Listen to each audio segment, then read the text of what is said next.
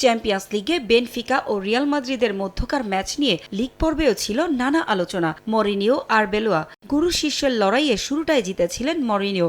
ভাগ্যের নির্মম পরিহাস, প্লে অফেও ইউরোপের ক্লাব ফুটবলের সবচেয়ে সফল দলটার সামনে পড়ে বেনফিকা। এবার ম্যাচের ফলাফল ছাপিয়ে আলোচনার শীর্ষে ব্রাজিলিয়ান তারকা ভিনিসিউস। তার প্রতি বর্ণবাদী আচরণে তোলপাড় ফুটবল দুনিয়া। ঘটনার শুরু প্লে অফে বেনফিকার রিয়াল ম্যাচের প্রথম লেগে। বেনফিকার মাঠে অপ্রীতিকর পরিস্থিতির শিকার হন রিয়াল মাদ্রিদ তারকা ভিনিসিউস জুনিয়র। ম্যাচে একমাত্র গোলের পর বেনফিকার কর্নার ফ্ল্যাগের সামনে গিয়ে উন্মত্ত উদযাপন করেন ভিনি। সামনে ছিলেন স্বাগতিক দর্শকরাও। বিষয়টা মোটেও ভালো লাগেনি প্রেস্তিয়ানি ও বেনফিকার অন্য ফুটবলারদের।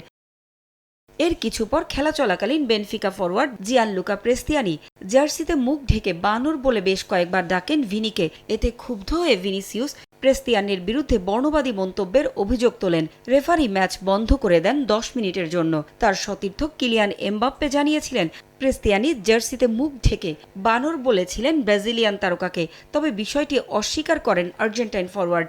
উয়েফার কাছে তিনি জানিয়েছেন এমন কোনো আচরণ তিনি করেননি। তবে সমকামী বিরোধী একটি শব্দ ব্যবহারের কথা স্বীকার করেন প্রেস্তিয়ানি। ফুটবলে বর্ণবাদের বিরুদ্ধে বরাবরই সোচ্চার ফিফা ও উয়েফা। তীব্র সমালোচনার মুখে তাই প্রেস্তিয়ানির বিরুদ্ধে নেওয়া হয়েছে শাস্তিমূলক ব্যবস্থা। আর্জেন্টাইন ফরওয়ার্ড জিয়ানলুকা প্রেস্তিয়ানিকে সাময়িকভাবে নিষিদ্ধ করেছে ইউরোপিয়ান ফুটবলের শীর্ষ সংস্থা। সান্তিয়াগো বার্নাবুতে দ্বিতীয় লেগে খেলবে দুদল। এই ম্যাচ খেলতে পারবেন না প্রেস্তিয়ানি। প্রথম লেগে 1-0 গোলের জয়ে এগিয়ে আছে রিয়াল মাদ্রিদ। দ্বিতীয় লেগে তাই তাকে পাবেন না মরিনিও। আপাতত রিয়াল মাদ্রিদের বিপক্ষে দ্বিতীয় লেগের জন্য নিষিদ্ধ হয়েছেন এই আর্জেন্টাইন ফুটবলার। চলমান রয়েছে উয়েফার তদন্ত শেষে বর্ণবাদী মন্তব্যের কারণে দোষী প্রমাণিত হলে উয়েফার ডিসিপ্লিনারি আচরণবিধি অনুযায়ী 10 ম্যাচ পর্যন্ত নিষিদ্ধ হতে পারেন প্রেস্তিয়ানি। পারভিন আক্তার, সময় সংবাদ।